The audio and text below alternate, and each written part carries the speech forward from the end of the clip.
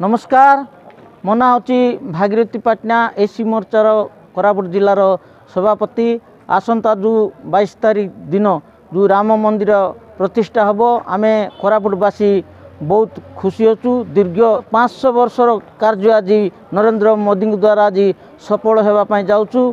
एने आमर कोरापुट जिले में धूमधाम रे आमर राम भगवान जो प्रतिष्ठा हम धूमधाम रे आमे पालन करूँ। आमर प्रत्येक घर को पांच पांचटा जपरी दीप दीपावली समय जपरी दीप जला जाउछि प्रत्येक घर रे आज पांच पांचटा दीप जला जीवो और प्रत्येक मंदिर कोरापुट मंदिर अच्छी से मंदिर आज स्वच्छ करा जीवो सफा सुतरा करा जीवो।